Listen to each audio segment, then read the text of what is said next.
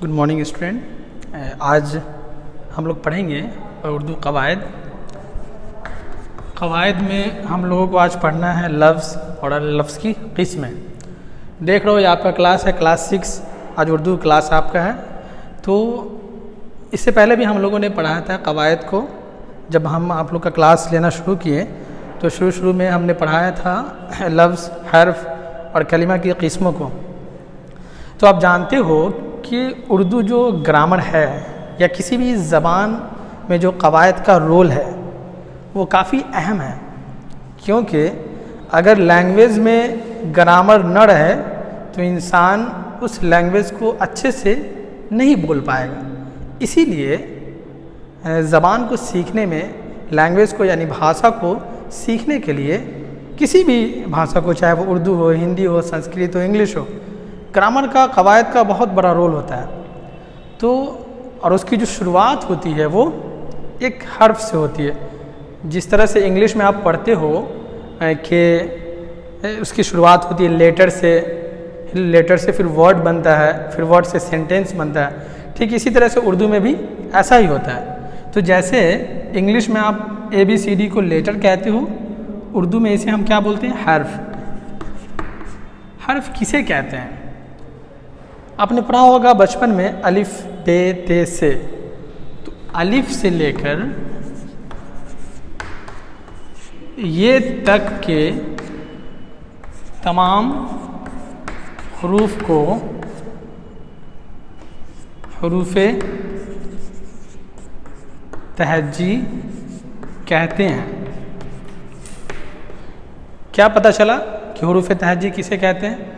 तो जिस तरह से अल्फ़ाबेट होता है इंग्लिश में A से लेकर के Z तक के, ठीक इसी तरह से उर्दू में भी अलिफ से लेकर के या तक की जो तमाम हरूफ है उसे हम क्या कहते हैं? हरूफ तहज्जी। अलिफ, बे, ते, ये सब जो सिंगल अलग अलग कुछ नज़र आ रहा है आपको, ये हर्फ है। अलिफ एक हर्फ है, बे भी एक हर्फ है, ते भी एक हर्फ है। इसका कोई मीनिंग नहीं है। अगर आप बोलोगे बे तो क्या मतलब हुआ बे का? कुछ नहीं समझ में आ रहा। अगर इंग्लिश में अगर बोलोगे आप ए, तो ए का कोई मीनिंग है? कोई मीनिंग नहीं है। लेकिन जब वर्ड बनाते हैं तो कई सारे लेटर आपस में मिलते हैं तो एक वर्ड बनता है। इसी तरह से उर्दू में भी जब बहुत सारे 2-3 हर्फ एक साथ मिल जाते हैं तो क्या होता है? एक लफ्ज़ बनता है। मिसाल के तौर पे एग्जाम्पल में आप देख सकते हो,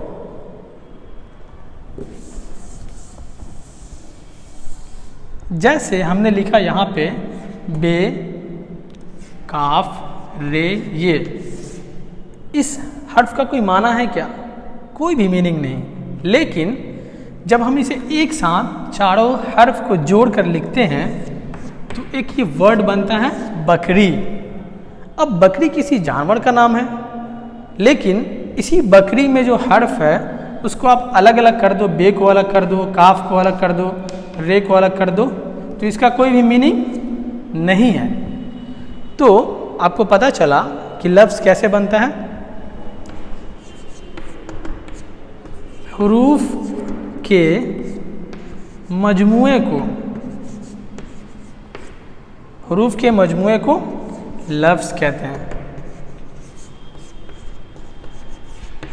किसे कहते हैं लफ्ज़?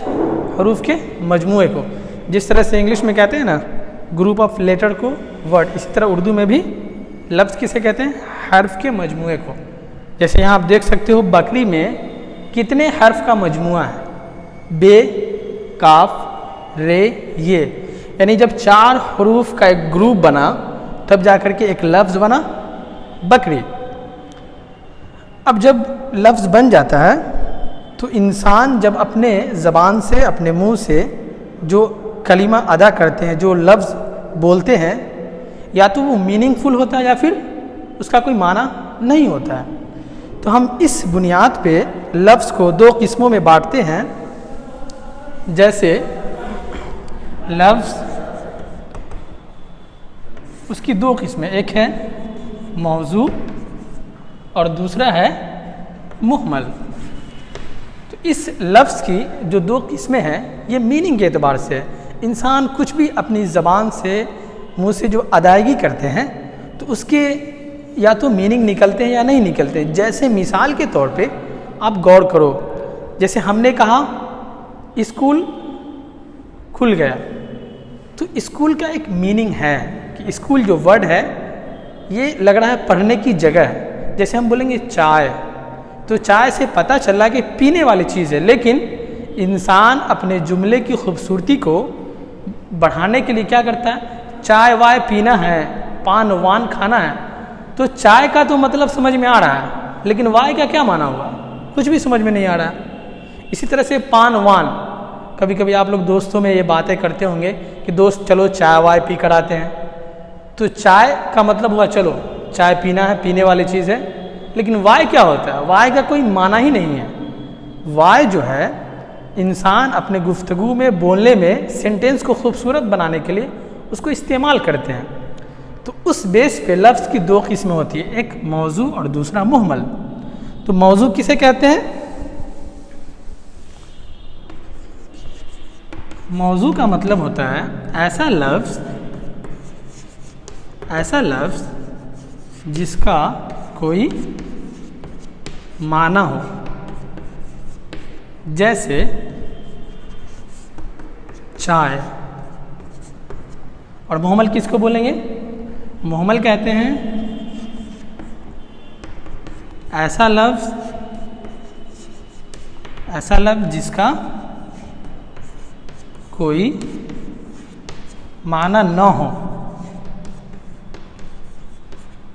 जैसे हम लिख देंगे वाय, तो चाय के साथ वाय का इस्तेमाल होता है, इसका कोई माना नहीं है। तो बच्चों आज आपने क्या समझा, सबसे पहले ये कि हर्फ किसे कहते हैं और हुरूफ तहज्जी किसे कहते हैं। हुरूफ तहज्जी अलिफ से लेकर के या तक के जितने भी हुरूफ हैं उसे हम क्या कहते हैं, हुरूफ तहज्जी। उसके बाद आपने समझा लफ्ज़ कैसे बनाए जाते हैं, फिर लफ्ज़ की कितने किस्में हैं, दो किस्में हमने बताया, एक मौजू एक मुहम्मल। फिर हमने बताया आपको कि मौजू किसे कहते हैं, मौजू को ही कलीमा कहते हैं।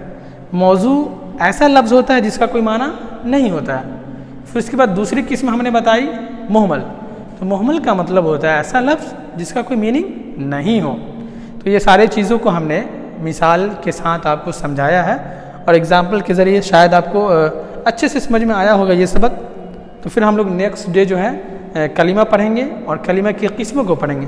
कलीमा के बारे में आप जानते हैं कि इंसान की ज़बान से निकली हुई हर बात कलीमा कहलाती है। उसकी तीन किस्में हैं, एक होता है इस्म, दूसरा ज़मीर और तीसरा फ़ेल। लेकिन कहीं कहीं पे आप देखोगे कि कलीमा की 5 किस्में भी लिखते हैं, लेकिन हम लोग को 3 पढ़ना है, इस्म, ज़मीर और फ़ेल। अगर 5 इसमें इंक्लूड होगा तो क्या होगा, सिफत और हर्फ। इस्म, ज़मीर, फ़ेल, सिफत, हर्फ। तो कल हम लोग नेक्स्ट जो क्लासेस होंगे तो वो हम लोग कलिमा की किस्मों को पढ़ेंगे। तो शुक्रिया, ये आज आपका ग्रामर का क्लास था।